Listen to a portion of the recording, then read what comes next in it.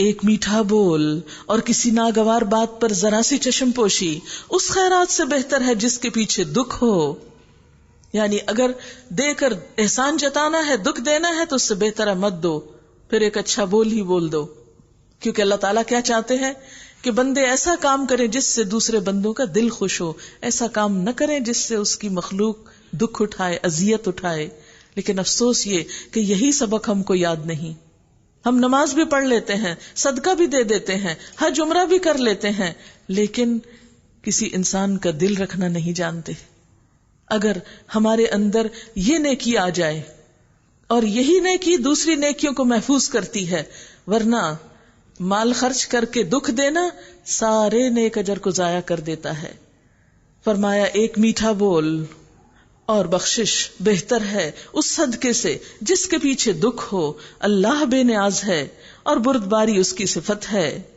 یا ایھا الذین آمنوا لا تبطلوا صدقاتکم بالمن والاذی، اے ایمان لانے والو اپنے صدقات کو احسان جتا کر اور دکھ دے کر اس شخص کی طرح خاک میں نہ ملا دو جو اپنا مال محض لوگوں کو دکھانے کے لیے خرچ کرتا ہے اور نہ اللہ پر ایمان رکھتا ہے نہ آخرت پر. اس کے خرچ کی مثال ایسی ہے جیسے ایک چٹان تھی جس پر مٹی کی تہ جمی ہوئی تھی. اس پر جب زور کمی برسا، بارش برسی، ساری مٹی بہہ گئی اور صاف چٹان کی چٹان رہ گئی. یعنی ایسے لوگ جو دکھاوے کے کام کرتے ہیں ان کی حالت کیا ہوتی ہے؟ جیسے ایک چکنا پتھر ہو، بڑی سی چٹان ہو، اور اس پر وقتی طور پر کچھ گرد و غبار پڑ گیا. اور یہ گرد و غبار کیا ہے؟ ظاہری نیکی جو وقتی طور پر اس نے کی. اور کیا ہوا؟ زور کی بارش آئی اور وہ سارا دھل کے ویسے کا ویسا ہو گیا، جو اس کی اصلیت تھی وہ باہر نکل آئی. تو بالکل اسی طرح جو لوگ صرف دکھاوے کے اچھے کام کرتے ہیں، دکھاوے کا صدقہ کرتے ہیں، اس سے ان کی حقیقت نہیں بدلتی، نہ ان کی عاقبت بدلتی ہے، نہ ان کے اجر پہ کوئی فائدہ ہوتا ہے. وہ جیسے ہوتے ہیں ویسے ہی رہتے ہیں، نہ ان کے اپنے دل نرم ہوتے ہیں اور نہ ہی ان کی ذات سے کوئی بھلائی پھوٹتی ہے، جیسے پتھر سے کوئی خیر نہیں پھوٹتی. لا يقدرون على شيء مما كسبوا، ایسے لوگ اپنے نزدیک خیرات کر کے جو نیکی کماتے ہیں اس سے کچھ بھی ان کے ہاتھ نہیں آتا. اور کافروں کو سیدھی راہ دکھانا اللہ کا دستور نہیں، بخلاف اس کے جو لوگ اپنے مال محض اللہ کی رضا جوئی کے لیے دل کے پورے ثبات اور قرار کے ساتھ خرچ کرتے ہیں. یعنی ان کا دل تھوڑا نہیں ہوتا دیکھ کے کہ ہائے کیوں دے دیا اور اتنا دے دیا، نہیں، پورے دل کی تسلی کے ساتھ، اطمینان کے ساتھ دے کر پچھتاتے نہیں. ان کے خرچ کی مثال ایسی ہے جیسے کسی سطح مرتفع پر یعنی ہائی لینڈز پر ایک باغ ہو، اگر زور کی بارش ہو جائے تو دگنا پھل لائے. کیونکہ جو اونچی جگہ ہوتی ہیں، آپ نے دیکھا ہوگا پہاڑی علاقوں میں جو جگہ زرخیز ہوتی ہے اس میں بہت زبردست سبزہ اگتا ہے اور وہاں بارشیں بھی اکثر ہو جاتی ہیں. اور اگر زور کی بارش نہ بھی ہو تو ایک ہلکی پھوار ہی اس کے لیے کافی ہو جائے. تم جو کچھ کرتے ہو سب اللہ کی نظر میں ہے. یعنی اخلاص سے خرچ کیا بہت تیزی سے بڑھتا ہے، جیسے اونچی زمین پر پیداوار بڑھتی ہے. ایود احدکم، کیا تم میں سے کوئی یہ چاہتا ہے، پسند کرتا ہے کیا کہ اس کے پاس ایک ہرا بھرا باغ ہو، نہروں سے سیراب، کھجوروں اور انگوروں اور ہر قسم کے پھلوں سے لدا ہوا، اور وہ عین اس وقت ایک تیز بگولے کی زد میں آ کر جھلس جائے جبکہ وہ خود بوڑھا ہو اور اس کے بچے چھوٹے ہوں، ابھی کسی لائق نہ ہوں. اس طرح اللہ اپنی باتیں تمہارے سامنے بیان کرتا ہے، شاید کہ تم غور و فکر کرو. یہ مثال کس شخص کی دی گئی؟ اس شخص کی کہ جو شخص نیکی کے کام بظاہر دکھاوے کو کرتا ہے لیکن حقیقت میں وہ نیکی نہیں ہوتی. ایسے شخص قیامت کے دن جب جا کر اللہ کے ہاں اپنا اجر دیکھے گا تو وہاں کچھ نہیں ملے گا، اور وہاں انسان کو سب سے زیادہ اپنے اعمال کے اجر کی ضرورت ہوگی. اس نے تو خرچ اس لیے کیا تھا کہ دنیا میں اس کی شہرت ہو جائے، وہ دنیا میں ہی مل گئی، آگے تو کچھ نہیں. یعنی بڑھاپے سے تشبیہ دے کے کیا فرمایا کہ جیسے بڑھاپے میں انسان دوبارہ کچھ نہیں کر سکتا، اسی طرح آخرت میں انسان جا کر کچھ نہ کر سکے گا. وہ تو جزا پانے کا وقت ہے، عمل کا وقت تو گزر گیا. یا ایھا الذین آمنوا، اے لوگو جو ایمان لائے ہو، انفقوا من طیبات ما کسبتم، جو مال تم نے کمائے ہیں اور جو کچھ ہم نے زمین سے تمہارے لیے نکالا ہے اس میں سے بہتر حصہ راہ خدا خرچ کرو. سنو، اللہ کو دے رہے ہو، گھٹیا چیزیں دو گے؟ یعنی جب انسان کسی انسان کو دیتا ہے یا کسی نیکی کے کام میں لگاتا ہے تو وہ دراصل اس پہ احسان نہیں کر رہا ہوتا، بلکہ اسے تو اس کا شکر گزار ہونا چاہیے کہ اس نے نیکی کا ایک موقع فراہم کیا. مثلا آپ اگر صدقہ کرنا چاہتے ہیں اور کوئی شخص ہی نہیں مل رہا کہ کس پہ خرچ کریں، تو کیا یہ آپ کے لیے پریشانی کی بات نہیں کہ آپ کو نیکی کمانے کا موقع ہی نہیں مل رہا؟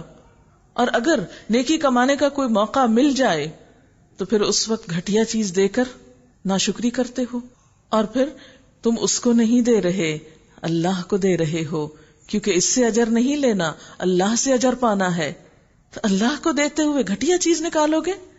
ایسا نہ ہو کہ اس کی راہ میں دینے کے لیے بری سے بری چیزیں چھانٹنے کی کوشش کرو، حالانکہ وہی چیز اگر کوئی تمہیں دے تو تم ہرگز اسے لینا گوارا نہ کرو گے. یعنی جو چیز اپنے لیے پسند نہیں کرتے وہ دوسروں کے لیے نکالتے ہو، الا یہ کہ اس کو قبول کرنے میں تم اغماض برت جاؤ. تمہیں جان لینا چاہیے کہ اللہ بے نیاز ہے اور بہترین صفات سے متصف ہے. شیطان تمہیں مفلسی سے ڈراتا ہے اور بے حیائی اختیار کرنے کی ترغیب دیتا ہے. وَيَأْمُرُكُمْ بِالْفَحْشَاءِ، مگر اللہ تمہیں اپنی بخشش اور فضل کی امید دلاتا ہے. اللہ بڑا فراخ دست اور دانا ہے، جس کو چاہتا ہے حکمت عطا کرتا ہے، اور جس کو حکمت ملی اسے حقیقت میں بڑی دولت مل گئی. ان باتوں میں سے صرف وہی لوگ سبق لیتے ہیں جو دانش مند ہوتے ہیں، عقل مند ہوتے ہیں، اولو الالباب ہوتے ہیں. حقیقت یہ ہے کہ انسان جب اللہ کی راہ میں کچھ دینے لگتا ہے تو ضرور اس کا دل تھوڑا ہوتا ہے، اور یہ ہوتا کیوں ہے؟ شیطان کے وسوسے کی وجہ سے. یعنی جو ہی انسان نیکی کا ارادہ کرتا ہے شیطان الرٹ ہو جاتا، اچھا یہ نیکی کرنے لگا ہے، میں نہیں اس کو کرنے دوں گا. وہ آگے سے آتا، پیچھے سے آتا، دائیں سے آتا، بائیں سے آتا، ہر طرف سے گھیرتا ہے، یہ کسی طرح یہ کام نہ کرنے پائے. کبھی ایک وسوسہ دل میں ڈالتا ہے، کبھی کوئی خوف دل میں ڈالتا ہے، اور اس طرح انسان کو نیکی کے کام سے روک دیتا ہے. اب ہوتا کیا ہے کہ جب انسان نیکی کے راہ میں خرچ نہیں کرتا تو مال جمع ہونے لگتا ہے.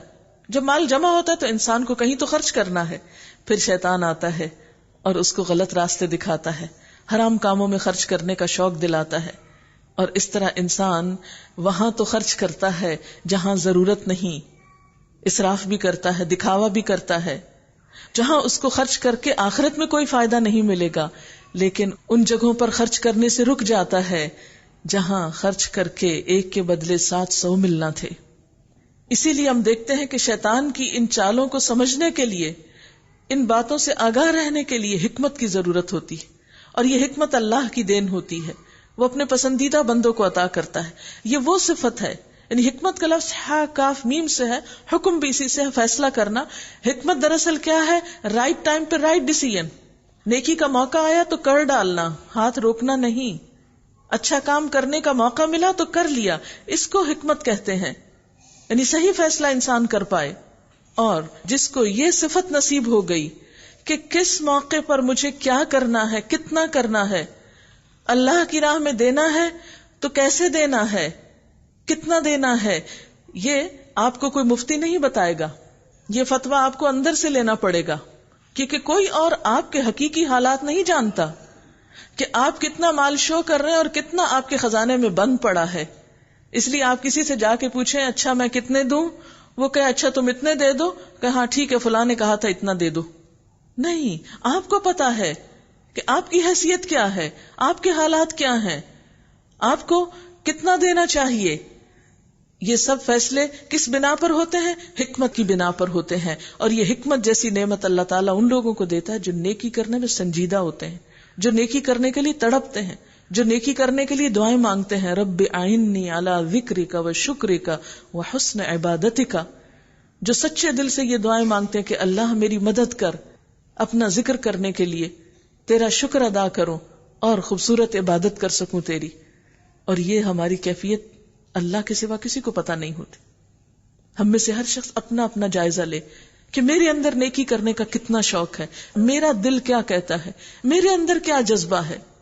اور جو شخص وہ جذبہ اللہ تعالیٰ کے سامنے خالص کر سکے، اسی کو اللہ تعالیٰ پھر ایسے ایسے مواقع دیتا ہے، ایسی ایسی سمجھ دیتا ہے جو بظاہر دیکھنے میں بڑی بڑی عقل رکھنے والوں کو سمجھ میں نہیں آتی. آج عقل مند شخص کون کہلاتا ہے؟ جو مال کو پلٹ پلٹ کے اپنی ذات پہ خرچ کرے اور کچھ بھی کسی اور کو نہ دے. کیوں؟ اس لیے کہ کسی اور کو دینا تو بڑے نقصان کی بات ہے نا، آپ کا بیلنس کم ہو جائے گا. حالانکہ نبی صلی اللہ علیہ وسلم نے قسم کھا کے فرمایا صدقہ کرنے سے مال کم نہیں ہوتا. جو تمہاری قسمت کا وہ تمہیں ملے گا، وہ تمہارے دینے پر اللہ تعالیٰ پیچھے سے اور لے آئے گا. فہو یخلفہ، وہ پیچھے لاتا جائے گا. تمہارا حصہ تمہیں کو ملے گا، کسی اور کو نہیں جائے گا. اے آدم کے بیٹے خرچ کرو، میں تم پر خرچ کروں گا، تم دینے والے بنو، میں تم کو دوں گا. لیکن یہ باتیں تو حکمت کی ہے نا، ہر ایک کو تو نہیں سمجھ میں آتی. آپ دیکھیے کہ عام طور پر جب ہم خرچ کرتے ہیں اپنی ذات پر، ہم میں سے ہر ایک اپنی اپنی لسٹ بنا سکتا ہے کہ ہم کہاں کہاں خرچ کرتے ہیں، کس کس طریقے سے کرتے ہیں. Clothes, shoes, jewellery, cosmetics, boutiques, beauty parlours. یعنی قرآن میں تو خرچ کرنے کی جو جگہ بتائی گئی ہیں وہ الگ ہیں، جو ہم کرتے ہیں وہ الگ ہیں. سیلیبریشنز میں آپ دیکھیں، اینیورسریز ہیں، ویڈنگز ہیں، برتھ ڈیز ہیں، ویلنٹائن ڈیز ہیں، بسنت وغیرہ ہے. ہابیز ہیں کچھ ہماری جن پہ ہم خرچ کرنا پسند کرتے ہیں، کچھ اور چیزیں ہیں جن پہ ہم اپنا مال خوشی سے لگاتے ہیں. یہ تو ہے ہمارا کام. اس میں آپ دیکھ لیں کہ وٹ از نیسیسٹی، کیا آپ کی ضرورت ہے، what is a luxury and what is just an exhibit. کیا دکھاوے میں آ رہا ہے، کیا نمائش ہو رہی ہے. Let's improve our modes of spending. ہم سب کو اپنے خرچ کا طریقہ بدلنا ہوگا. اور خصوصی طور پر شیطان کیا کہتا ہے، دیکھو دینے سے فقیر ہو جاؤ گے. اور دوسرا فحشاء کا حکم دیتا ہے، یعنی جب مال زیادہ ہوتا ہے تو شیطان بے حیائی کے کاموں میں خرچ کرواتا ہے. زنا کی کثرت کہاں پائی جاتی ہے، شراب کی کثرت کہاں پائی جاتی ہے. حرام کاموں کی طرف جانا کس سوسائٹی میں عام طور پر زیادہ ہوتا ہے؟ جہاں مال زیادہ ہوتا اور اللہ کا خوف نہیں ہوتا یا دین کی سمجھ نہیں ہوتی. کیونکہ مال کو دین نے خیر کہا ہے. حضرت عثمان رضی اللہ تعالیٰ عنہ کے پاس بھی مال تھا، حضرت عبد الرحمن بن عوف کے پاس بھی مال تھا، حضرت زبیر بن عوام کے پاس بھی مال تھا. جب وہ فوت ہوئے تو کئی کروڑ کی پراپرٹی چھوڑ کے فوت ہوئے تھے. ایسا نہیں تھا کہ صحابہ کرام کے پاس کچھ نہیں تھا لیکن ان کا مال کہاں کام آیا. اور آج ہمارا مال کن کاموں میں لگتا ہے؟ ہم میں سے ہر ایک اپنے سے پوچھے کہ کیا میں اس جگہ مال خرچ کرتی ہوں جہاں ایک کے بدلے میں 700 ملنے والا ہے، اور وہ ایسا ملے گا کہ ہمیشہ ہمیشہ کے لیے ہوگا، جہاں جا کر نہ کوئی چرا سکے گا نہ وہ ختم ہوگا. جنت کے بھی درجات ہیں نا، 100 درجے ہیں، تو جو جتنے درجے کی نیکی کرے گا اسی میں رکھا جائے گا. تو یہ ہم میں سے ہر شخص اپنے دل سے اپنے آپ سے خود پوچھ لے. وَمَا يَذَّكَّرُ إِلَّا أُولُو الْأَلْبَابِ. اور نہیں نصیحت حاصل کرتے، جتنا مرضی سمجھا لو، سمجھ کس کو آئے گا؟ جس کے پاس عقل ہوگی. اور اللہ کے نزدیک عقل مند کون ہے؟ جو دنیا کے مقابلے میں اپنی آخرت کو ترجیح دے. وَمَا أَنفَقْتُم مِّن نَفَقَةٍ أَوْ نَذَرْتُم مِّن نَذْرٍ فَإِنَّ اللَّهَ يَعْلَمُهُ. تم نے جو کچھ بھی خرچ کیا ہو اور جو نظر بھی مانی ہو، اللہ کو اس کا علم ہے. یعنی بندوں کو پتا چلے یا نہ چلے، اس کو ضرور پتا ہوتا ہے کہ میرے بندے نے کہاں کیا کیا. اور ظالموں کا کوئی مددگار نہیں. ان تبدوا الصدقات فنعما ہی وان تخفوها وتؤتوها الفقراء فهو خیر لکم. اگر اپنے صدقات علانیہ دو، یعنی دکھا کر بھی دو، بعض اوقات ریاکاری کی نیت سے نہیں، صرف اس لیے کہ دوسروں کو بھی شوق آئے، تو یہ بھی اچھا ہے. لیکن اگر چھپا کر حاجت مندوں کو دو تو یہ تمہارے حق میں زیادہ بہتر ہے. اس سے علماء یہ کہتے ہیں کہ زکوٰۃ وغیرہ جو فرض صدقہ ہے جو ہم پر لازم ہے وہ دکھا کے دے دیا جائے تو دوسروں کو بھی یاد آ جائے گا کہ انہوں نے بھی دینا ہے. لیکن جب معاملہ ہو یا فی سبیل اللہ جب دینا ہو اللہ کے دین کے راستے میں تو دکھا کے دیا جا سکتے، کیونکہ وہ کسی انسان پہ براہ راست احسان نہیں ہوتا. لیکن جو کسی محتاج کی مدد میں دینا ہو، جس سے کسی کی عزت نفس پہ حرج آتا ہو، تو وہ چھپا کر دینا بہتر ہے. تمہاری بہت سی برائیاں اس طرز عمل سے محو ہو جاتی، یعنی صدقہ انسان کی برائیوں کو دور کرنے میں مددگار ہوتا ہے، برائیوں کو مٹاتا ہے. ایک اور حدیث میں آتا ہے نا کہ صدقہ اللہ تعالیٰ کے غضب کو ٹھنڈا کرتا ہے، اور خاص طور پر وہ صدقہ جو پوشیدہ ہو، دائیں ہاتھ دے اور بائیں کو پتہ نہ ہو. واللہ بما تعملون خبیر. اور جو کچھ تم کرتے ہو اللہ کو بہرحال اس کی خبر ہے. لوگوں کو ہدایت بخش دینے کی ذمہ داری تم پر نہیں، ہدایت تو اللہ ہی جسے چاہتا ہے بخشتا ہے. اور خیرات میں جو مال تم خرچ کرتے ہو وہ تمہارے اپنے لیے ہی بھلا ہے، یعنی جو دیتے ہو تم ہی کو فائدہ ہے. آخر تم اسی لیے تو خرچ کرتے ہو کہ اللہ کی رضا حاصل ہو. تو جو کچھ مال تم خیرات میں خرچ کرو گے اس کا پورا پورا اجر تمہیں دیا جائے گا، یعنی پائی پائی کا حساب کیا جائے گا. اور تمہاری حق تلفی ہرگز نہ ہوگی کہ تم نے دیا اور تم کو واپس نہ ملا. دنیا میں تو بعض اوقات ایسا ہوتا نا کہ آپ کسی کو کچھ دیں تو پلٹ کے آپ کو کچھ بھی نہیں دیتا. انسان اگر دنیا ہی کی خاطر دے رہا ہے تو پھر تو اس کا انجام یہی ہونا چاہیے. لیکن جو شخص اللہ کی خاطر دیتا ہے پھر اللہ تعالیٰ کے ہاں ایک ایک چیز پوائنٹس میں بھی لکھ لی جاتی. للفقراء الذین احصروا فی سبیل اللہ، خاص طور پر مدد کے مستحق وہ تنگ دست لوگ ہیں جو اللہ کے کام میں ایسے گھر گئے کہ اپنے ذاتی کسب معاش کے لیے زمین میں کوئی دوڑ دھوپ نہیں کر سکتے. یعنی فی سبیل اللہ، دین کی خدمت کا کام کرنے والے اتنے مشغول ہو گئے اس خدمت میں کہ دنیا کے لیے وقت نہ نکال سکیں. کیونکہ صحابہ کرام میں سے کچھ ایسے تھے جنہوں نے پورے کا پورا اپنے آپ کو وقف کیا ہوا تھا، جیسے اصحاب صفہ. وہ اپنا گھر بار، مال، اولاد، اپنے تجارت سب کچھ چھوڑ کر مدینہ میں آ کر رہ رہے تھے آپ صلی اللہ علیہ وسلم کے پاس. وہ آپ کی ایک سٹینڈنگ آرمی کے طور پر بھی کام کرتے تھے، دین کا علم حاصل کرتے. حضرت ابو ہریرہ رضی اللہ تعالیٰ عنہ کی ایک مثال ہے ان میں سے، جو قبیلہ دوس سے آئے تھے اور اتنے زیادہ علم حاصل کرنے میں مشغول ہو گئے تھے کہ انہیں بعض اوقات کھانا تک بھول جاتا تھا. کہا جاتا ہے کہ وہ بھوک سے بے ہوش تک ہو جاتے تھے، یا تو ملتا نہیں تھا یا یہ کہ وہ اتنا زیادہ ان کا علم کا انہماک تھا. اور اسی وجہ سے ہم دیکھتے ہیں کہ سب سے زیادہ احادیث انہوں نے روایت کی. اگر وہ بھی اپنا یہ سب کچھ چھوڑ کر کھیتی باڑی میں لگے رہتے اور دنیا کے کاموں میں لگے رہتے تو حضور صلی اللہ علیہ وسلم سے علم و حکمت کے جو موتی انہوں نے اکٹھے کیے ہمارے لیے وہ تو نہ ہو سکتے تھے. پھر سب سے زیادہ ان کی روایات کی تعداد ہے. اسی طرح ہر زمانے میں ایسے لوگ موجود ہوتے ہیں. اور ویسے بھی آپ دیکھیں کہ کسی کام میں جب تک آپ فلی کانسنٹریٹ نہیں کریں، 100% آپ اپنے آپ کو انوالو نہیں کریں، اس کی حکمتیں سمجھ میں نہیں آتی آپ کو. پھر علم اور حکمت شیلو رہتی، اوپر اوپر کی باتیں رہتی ہیں. ایک ہوتا ہے نا کہ سمندر کے اوپر اوپر جانا، اور ایک ہوتا ہے گہرائی میں جانا. تو موتی اوپر تیرتے ہوئے نہیں ملتے، گوہر اوپر سے نہیں ملتے، اس کے لیے بہت اندر جانا پڑتا ہے، اور اندر جانے کے لیے زیادہ وقت چاہیے آپ کو. تو بالکل اسی طرح تجارت میں جو لوگ لگتے ہیں، دنیا کے کام میں لگتے ہیں، ان کو بھی اس میں انوالو ہونا پڑتا ہے. اب ہوا کیا، یہ تجارت میں لگا اور دین میں اس سے کوتاہی ہو گئی، یہ دین میں لگا اور تجارت میں کوتاہی ہو گئی. اب اگر یہ دونوں فریق مل کر کام کرتے ہیں دین کا، ایک کو مال خرچ کرنے کا موقع مل رہا ہے اور ایک کو وقت اور علم خرچ کرنے کا موقع مل رہا ہے، تو ایسی صورت میں دین کی حقیقی معنوں میں ترقی ہوگی. اسی لیے یہاں پر کیا فرمایا کہ خاص طور پر مدد کے مستحق وہ تنگ دست لوگ ہیں جو اللہ کے کام میں ایسے گھر گئے کہ اپنے ذاتی کسب معاش کے لیے، یعنی کمانے کے لیے، زمین میں کوئی دوڑ دھوپ نہیں کر سکتے. ان کی خودداری دیکھ کر ناواقف آدمی گمان کرتا ہے کہ یہ خوشحال ہیں کیونکہ وہ کسی سے مانگتے نہیں. اچھا، ایسے کہ صدقے کے اوپر بہت سی آیات آج گزری ہیں، تو اس پر بھی صدقہ خیرات کے بارے میں بھی کچھ کیسٹس موجود ہیں. تم ان کے چہروں سے ان کی اندرونی حالت پہچان سکتے ہو، مگر وہ ایسے لوگ نہیں کہ لوگوں کے پیچھے پڑ کر کچھ مانگیں. ان کی مدد میں جو کچھ مال تم خرچ کرو گے وہ اللہ سے پوشیدہ نہ رہے گا.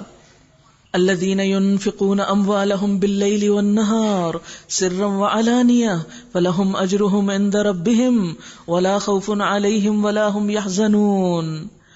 جو لوگ اپنے مال شب و روز کھلے اور چھپے خرچ کرتے ہیں، ان کا اجر ان کے رب کے پاس ہے اور ان کے لیے کسی خوف اور رنج کا مقام نہیں. الذین یأکلون الربا، اب یہاں سے ربا یا سود کی بات شروع ہو رہی ہے. بات یہ ہے کہ صدقہ کرنے والا بھی مال دیتا ہے اور سود لینے والا بھی مال دیتا ہے. صدقہ کرنے والا دوسرے کی ضرورت میں کام آتا ہے اور سود لینے والا دوسرے کی مجبوری سے فائدہ اٹھاتا ہے. اسلام کا مزاج کیا ہے؟ دینے والا. مما رزقناہم ينفقون، جو ہم نے ان کو رزق دیا اس میں سے خرچ کرتے ہیں، اپنے آپ پر بھی، گھر والوں پر بھی، غریب و مسکینوں پر بھی، اور بھی دین کے تقاضوں پر. یعنی متقین کی انتہائی اہم صفت ہے جو بالکل ابتدا میں بتائی گئی کہ جن لوگوں کو ہدایت ملتی ہے سورۃ البقرہ کے شروع میں. اب آپ دیکھیں کہ جس دین کا مزاج دینے والا ہو، جو دین ایسے انسان تیار کرتا ہو کہ جو قربانی کرنے والے ہوں، جو اپنی ذات پر دوسروں کو ترجیح دینے والے ہوں، جو دوسروں کے لیے وہی چاہیں جو اپنے لیے چاہیں، اس دین میں ربا کی تو کوئی گنجائش ہی نہیں رہتی، سود کی تو کوئی گنجائش ہی نہیں رہتی. یعنی جو دین ہمیں اپنے لیے نہیں، خود غرضی کی زندگی نہیں، دوسروں کے لیے جینا سکھاتا ہے، اس دین میں کہاں یہ رخصت ہو سکتی ہے کہ آپ کسی مجبور سے مادی فائدہ اٹھائیں، معاشی فائدہ اٹھائیں. صدقہ کرتے ہوئے بھی انسان مال دیتا ہے اور سود لیتے ہوئے بھی قرض پہ مال دیتا ہے. صدقہ بھی محتاج کو دیا جاتا ہے، ضرورت مند کو دیا جاتا ہے، اور قرض بھی محتاج اور ضرورت مند کو دیا جاتا ہے. لیکن جو لوگ قرض دے کر مال کے ذریعے مال کمائیں، ان کے بارے میں اللہ تعالیٰ فرماتے ہیں جو لوگ سود کھاتے ہیں ان کا حال اس شخص کا سا ہوتا ہے جسے شیطان نے چھو کے باولا کر دیا ہو، یعنی مجنون کی طرح. کیونکہ یہ جنون کی بات ہے نا کہ ایک شخص بیمار ہے، وہ مرنے کے کنارے ہے، اس کو دوا کے لیے پیسے چاہیے، علاج کے لیے پیسے چاہیے، آپ پیسہ دے رہے ہیں اور اس سے صرف اپنا دیا ہوا واپس نہیں لے رہے، اس پہ سود واپس لے رہے ہیں. تو یہ تو ایک دیوانگی ہے نا کہ آپ کسی کی مجبوری اور تکلیف اور پریشانی سے فائدہ اٹھائیں. اور اس حالت میں ان کے مبتلا ہونے کی وجہ یہ ہے کہ وہ کہتے ہیں تجارت بھی تو آخر سود ہی کی طرح چیز ہے.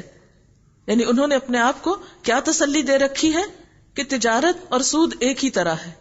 تجارت میں بھی مال لگاتے ہیں اور سود میں بھی مال لگاتے ہیں، تجارت سے بھی نفع ہوتا ہے، سود سے بھی نفع ہوتا ہے.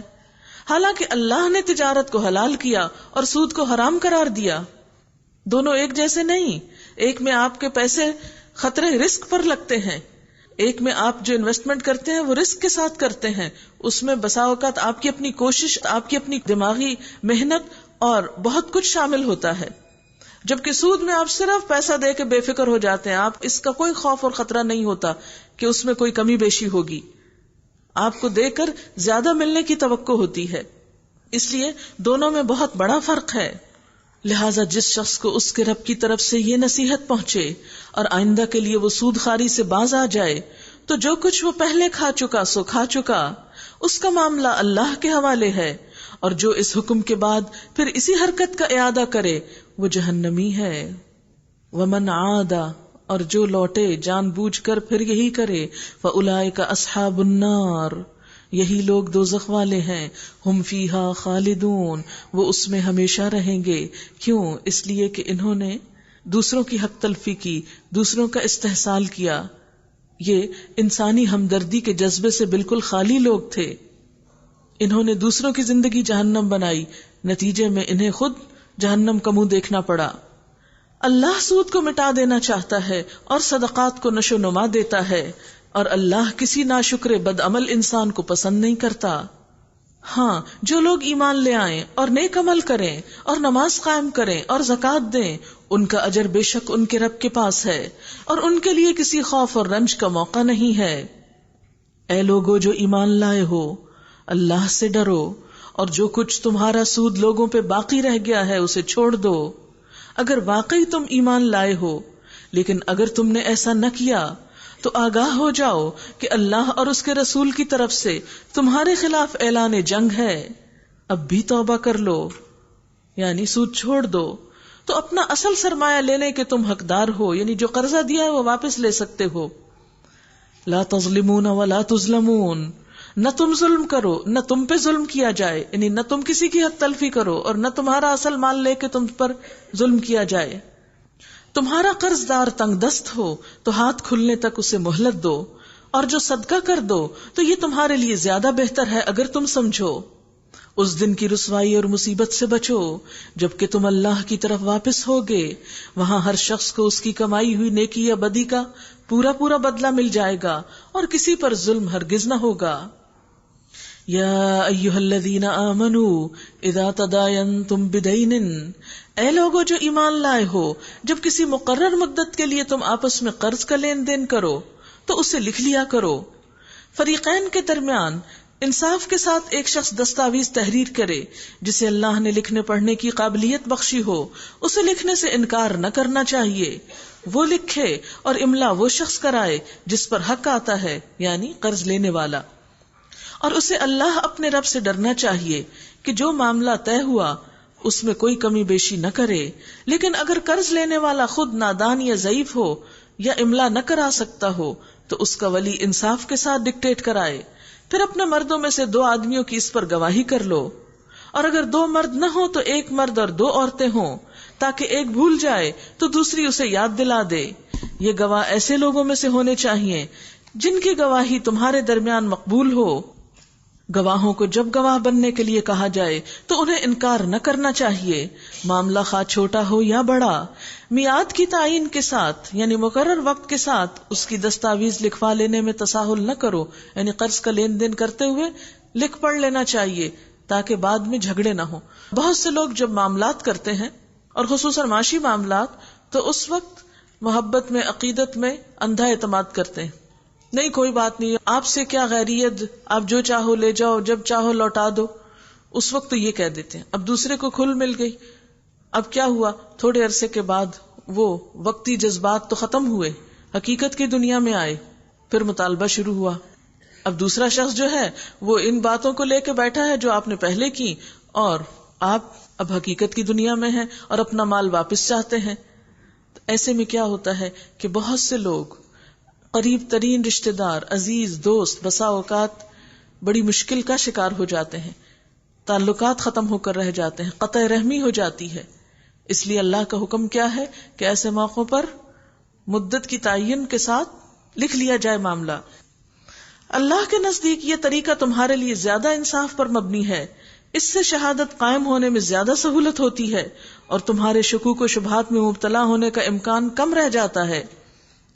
ہاں، جو تجارتی لین دین 10 بدس تم لوگ آپس میں کرتے ہو اس کو نہ لکھا جائے تو کوئی حرج نہیں. مثلا بازار میں آپ گئے ہیں، پیسے دیے، کچھ خریدا، اگر آپ نے وہ بل نہیں بھی لیا تو کوئی بات نہیں، مگر تجارتی معاملے طے کرتے وقت گواہ کر لیا کرو.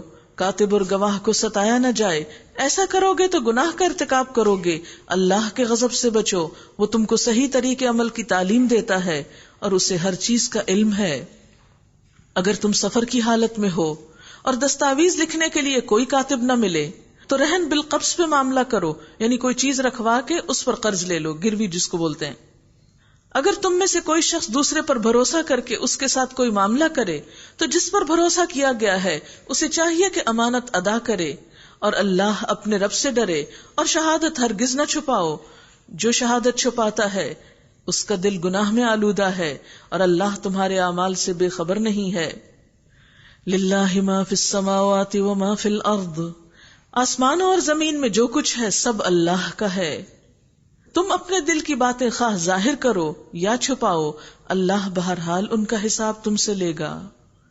پھر اسے اختیار ہے، جسے چاہے معاف کر دے، جسے چاہے سزا دے، وہ ہر چیز پر قدرت رکھتا ہے. صحابہ کرام نے جب یہ آیت سنی تو بہت پریشان ہوئے کہ دل کی باتوں پر بھی پکڑ ہوگی. تو اس کے جواب میں پھر آگے آیت آتی ہے کہ لا یکلف اللہ نفسا الا وسعہا، لیکن دل کی کن باتوں پہ پکڑ ہے؟ شرک، دین کے معاملے میں شک، منافقت، دل کی یہ کیفیات جو ہیں ان پر بہرحال پکڑ ہے. لیکن ایک شخص جو صاحب ایمان ہو، پھر اس کے دل میں اگر کوئی وسوسہ ایسا آ جائے، جیسے ایک صحابی نے کہا تھا اے اللہ کے رسول صلی اللہ علیہ وسلم، بعض اوقات نہ چاہتے ہوئے بھی ہمارے دل میں ایسا خیال آ جاتا ہے اللہ تعالیٰ کے بارے میں اور چیزوں کے بارے میں کہ جس کو زبان پر لانے سے زیادہ ہم یہ بہتر سمجھتے ہیں کہ ہم جل کے کوئلہ ہو جائیں، یعنی اتنا برا خیال آتا ہے. تو وہ اپنی پریشانی کا ذکر کر رہے تھے آپ سے، تو اس پر آپ صلی اللہ علیہ وسلم نے فرمایا کہ تل کا صریح الایمان، یہ ایمان کی علامت ہے، کیونکہ چور وہیں پر تو جاتے ہیں جہاں کچھ مال ہوتا ہے. تو جس دل میں ایمان ہوتا ہے بسا اوقات شیطان اس پر زیادہ حملہ آور ہوتا ہے، وسوسے ڈالتا ہے. لیکن انسان ایسے وسوسوں پر استغفار کرے اور ان کو بھلانے کی کوشش کرے تو اس پر پکڑ نہیں. ہاں، اس پر پکڑ ضرور ہے کہ انسان دل میں کچھ ہو، زبان سے کچھ ہو، اس کے ظاہر اور باطن میں فرق ہو. فَيَغْفِرُ لِمَن يَشَاءُ، جس کو چاہے گا بخشے گا، وَيُعَذِّبُ مَن يَشَاءُ، جسے چاہے گا عذاب دے گا. یہ فیصلہ وہ کرے گا کہ کس کے دل کی حالت کیوں تھی. یعنی بظاہر دیکھنے میں دو دلوں کی حالت ایک ہے، لیکن ایک کے اندر ایمان ہے، وہ محض وسوسوں کی وجہ سے پریشان ہے، اور ایک کے اندر ایمان ہی نہیں، وہ اس کیفیت کو انجوائے کر رہا ہے، وہ دل کا ہی کھوٹا ہے. تو پھر فیصلہ تو وہ خود کرے گا کون معافی کے لائق ہے اور کون نہیں. واللہ علی کل شیء قدیر، اور اللہ ہر چیز پر قادر ہے. یہاں سے اب دو ایسی آیات شروع ہو رہی ہیں جو سورۃ البقرہ کی آخری آیات ہیں.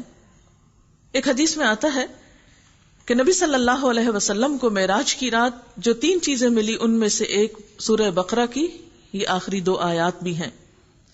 ایک اور حدیث میں آتا ہے کہ اس سورت کی آخری آیات آپ صلی اللہ علیہ وسلم کو ایک خاص خزانے سے عطا کی گئیں جو عرش الہی کے نیچے ہے، اور یہ آیات آپ کے سوا کسی اور نبی کو نہیں دی گئیں.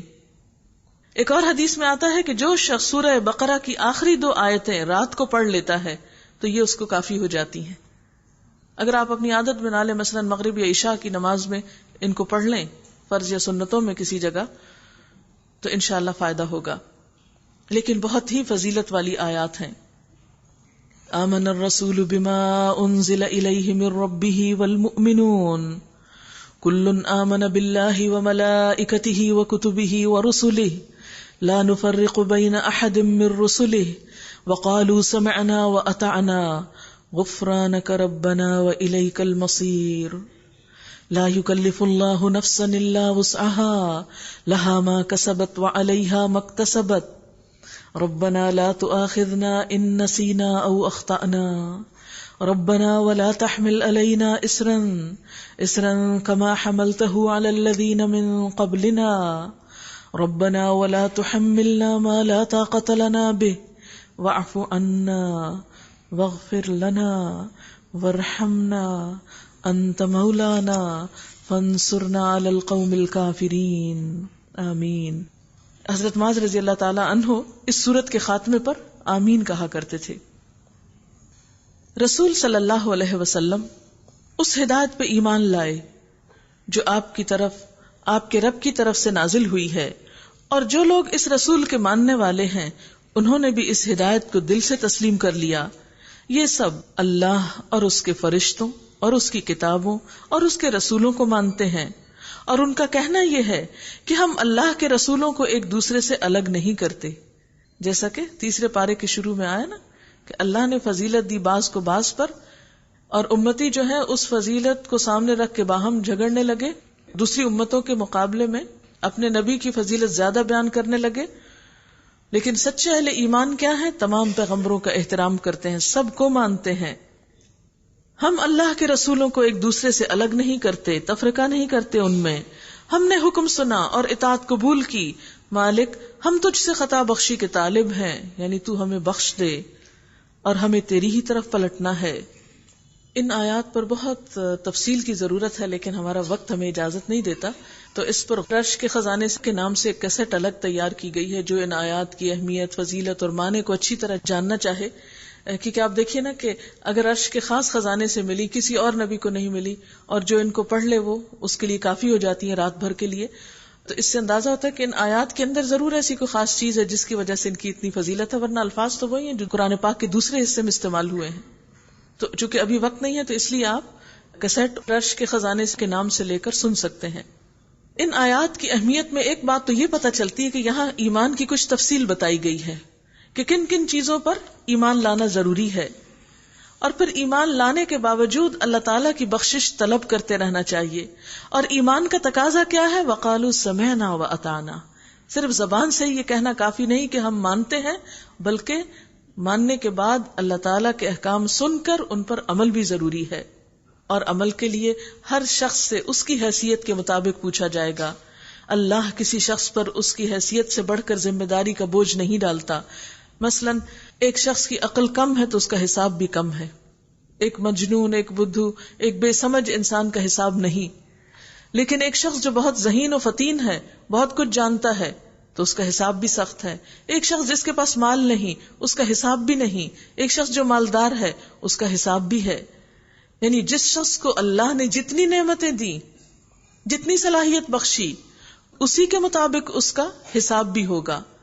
اور اس کے برعکس اگر کسی شخص کے اندر کسی خاص کام کی صلاحیت نہیں، ہمت نہیں، طاقت نہیں، تو اس سے اس کی پوچھ بھی نہیں. ایک شخص کھڑا ہو کے نماز پڑھ ہی نہیں سکتا، اسے بیٹھنا ہی بیٹھنا ہے، تو اس سے یہ نہیں پوچھا جائے کہ تم کھڑے کیوں نہ ہوئے، اگر واقعی وہ کھڑے ہو کر نماز پڑھنے کے لائق نہیں. تو ہمارے دین میں بہت وسعت ہے، ہر شخص سے اس کی حیثیت اور صلاحیت کے مطابق حساب ہوگا. یہ بالکل ایسے ہی نا جیسے ہر جماعت کے پرچے الگ ہوتے ہیں. اسکول میں ہر کلاس کا پرچہ الگ ہوتا ہے، ہر کلاس کا سلیبس فرق ہوتا ہے. بالکل انسانوں میں سے بھی ہر صلاحیت کے لوگ، ہر لیول کے لوگ ہیں، اور ہر ایک کے لیول کے مطابق اس سے پوچھ گچھ ہوگی. ہر شخص نے جو نیکی کمائی ہے اس کا پھل اسی کے لیے ہے، اور جو بدی سمیٹی ہے اس کا وبال اسی پر ہے. یعنی ہر ایک کے سامنے اس کا اپنا کیا آئے گا، اچھا ہو یا برا. اس لیے پھر ہمیں دعا کیا کرنی چاہیے؟ ربنا لا تؤاخذنا ان نسینا، اے ہمارے رب تو ہمیں نہ پکڑنا اگر ہم بھول جائیں یا خطا کر بیٹھیں. او اخطأنا، کیونکہ یہ بھول چوک اور خطا دونوں ہی ہماری طرف سے ہے. انسان بھولنے والا بھی ہے اور خطا کار بھی ہے. اگر اللہ تعالیٰ معاف نہ کرے تو انسان کچھ بھی نہیں کر سکتا. اس لیے کبھی کسی نیکی پر گھمنڈ نہیں ہونا چاہیے انسان کو. اور کبھی کسی کے بارے میں یہ نہیں کہنا چاہیے کہ فلاں تو بخشا ہوا ہے. اللہ کو پتا ہے کہ کس کی کیا حقیقت ہے. اللہ کے نیک بندوں کا ہمیشہ سے یہ طریقہ رہا کہ انہیں کبھی اپنی نیکی پر گھمنڈ نہیں ہوا. وہ ہر کام کرنے کے بعد یعنی ایمان لانے کے بعد اطاعت کرنے کے بعد بھی کیا دعا مانگتے رہے کہ اللہ ہم سے بھول چوک میں جو قصور ہو جائیں ان پر گرفت نہ کرنا. مالک ہم پہ وہ بوجھ نہ ڈال جو تو نے ہم سے پہلے لوگوں پہ ڈالے تھے. یعنی پچھلی اقوام پر جیسے سخت احکام تھے وہ ہمارے لیے نہ ہو. پروردگار جس بوجھ کو اٹھانے کی طاقت ہم میں نہیں وہ ہم پر نہ رکھ. اب یہ کون سے بوجھ تھے جو پچھلی امتوں پہ تھے، یہ پچھلے لوگوں پر، اس کی اب تفصیل کا موقع نہیں. اور اسی طرح یا اللہ ہم پر ایسا بوجھ نہ ڈال جو ہم اٹھا نہ سکیں، خواہ وہ صحت کے معاملے میں ہو یا دین کے معاملے میں ہو یا کسی بھی اور آزمائش کی شکل میں ہو. ہمارے ساتھ نرمی کر، درگزر فرما، ہم کو بخش دے، ہم پر رحم فرما. تو ہمارا مولا ہے، کافروں کے مقابلے میں ہماری مدد کر.